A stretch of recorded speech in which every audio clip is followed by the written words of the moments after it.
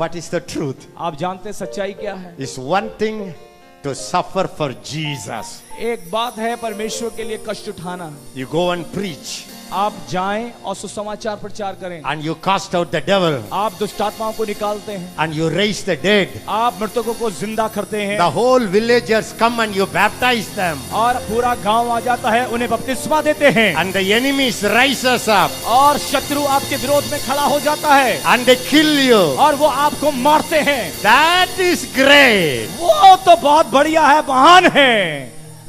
लेकिन temptation आता है, क्या करूं, परीक्षाएं आती हैं, परेशान आता है, बहुत परेशानी आती है। कठिन है रास्ते बहुत,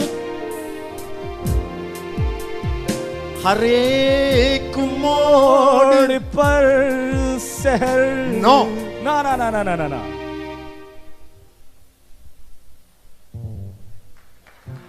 Brother Ezekiel, brother Ezekiel, after the seminar, seminar के बाद में will the devil become छोटा?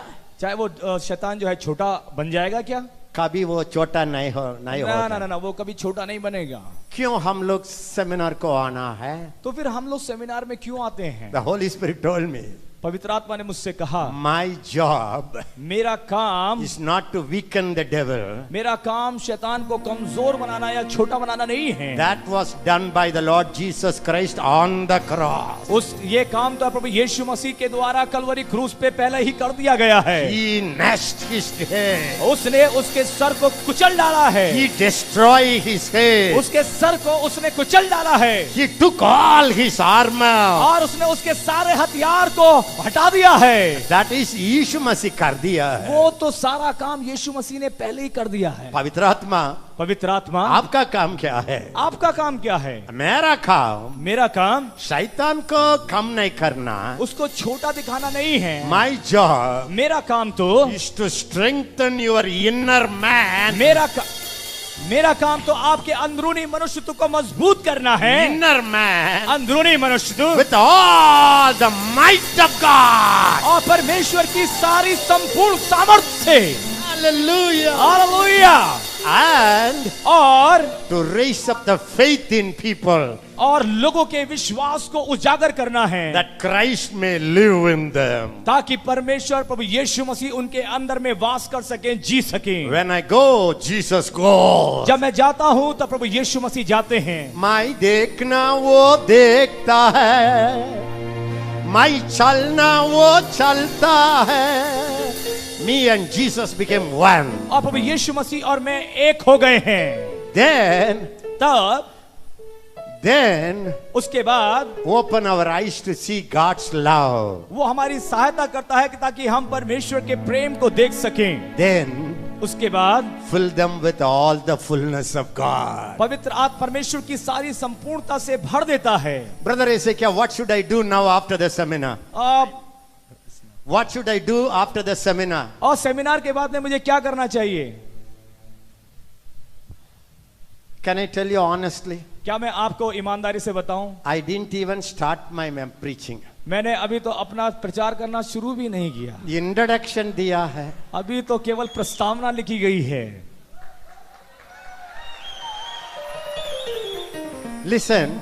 ध्यान से सुने। You know what you have to do now? आप जानते हैं आपको क्या करना है? Turn to your neighbor. What you have to do now? आप अपने पड़ोसी से कहें आपको क्या करना है? Brother Ezekiel taught you the truth of God's word. Truth. और आपने परमेश्वर की सच्चाइयों को बताया है। बोलिए यीशु मसीह एजेकिया परमेश्वर को सच्चाई को बता दिया। ब्रदर एजेकिया ने परमेश्वर की सच्चाई को बताया है। Okay, now what should I do, brother Ezekiel? Brother Ezekiel, अब मैं क्या करूं? मैं क्या करूं? अंडा देखेंगे तो मां क्या करना है? जब अंडा देखेंगे तो मैं क्या करूंगा? आंसर, मुझे बताइए। आंसर, आप लोग बताइए क्या करेंगे? नंबर 1, पहले क्या करेंगे? अंडा देखते ही आमलेट बना के खाना है। अंडे का आमलेट बनाएंगे, खा जाएंगे। दूसरी बात ऐसा अंडा लेमन और नींबू शैतान प्रभु यहोवा मुझ में है, आजकल उसका डेरा है। आग की दीवार जैसे ही उसने मुझको घेरा है।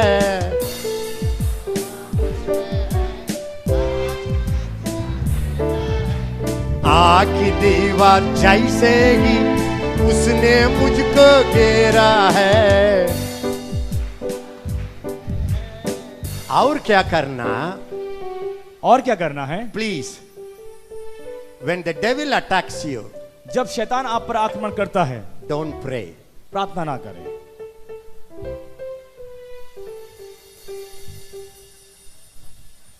जब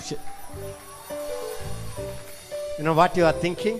आप जानते हैं आप क्या सोच रहे हैं? So far whatever ऐसे क्या teaching अच्छा है, लेकिन आप भी वो गलत बोल रहे हैं। आप लोग सोच रहे हैं अभी तक जितनी भी शिक्षाएं दी हैं वो तो सब ठीक थी, लेकिन अब कुछ गड़बड़ नजर आ रहा है। I want to tell you one good news and I will finish. और मैं आपको एक खुशखबरी बताकर और मैं समाप्त करूंगा। Tomorrow we will continue. और कल हम इस सत्र को आगे बढ़ाएंगे। Are you happy? क्या आप लोग खुश हैं? Listen. मेरी बात को सुने।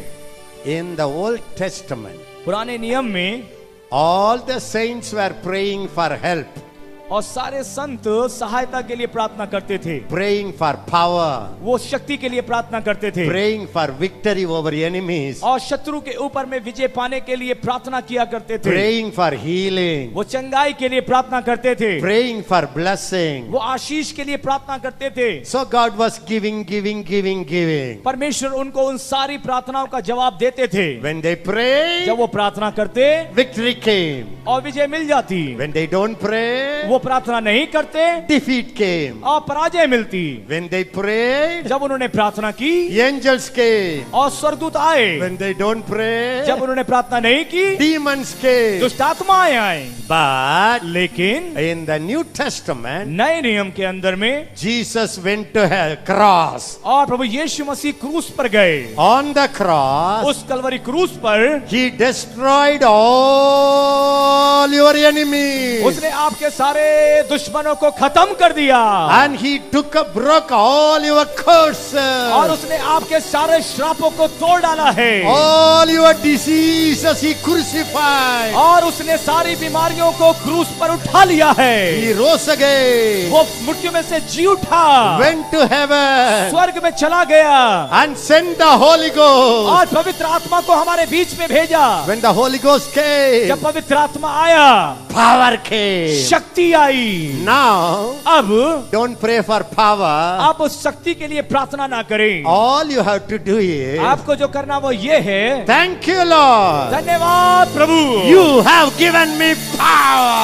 आपने मुझे सामर्थ्य दे दी है। Thank you, Lord. हे प्रभु आपका धन्यवाद, I have power. मेरे पास में वो सामर्थ्य है। Thank you, Lord. धन्यवाद प्रभु, My power, मेरी शक्ति, my power मेरी सामर्थ्य, is your वो power. आपकी सामर्थ्य है। Devil's power, और शैतान की शक्ति छोटा power. छोटी शक्ति है। मेरा power, मेरी ताकत ज्यादा power. बड़ी शक्ति है। Thank you, Lord. धन्यवाद Thank यीशु। you, Lord. धन्यवाद प्रभु। Thank you, Lord. धन्यवाद प्रभु।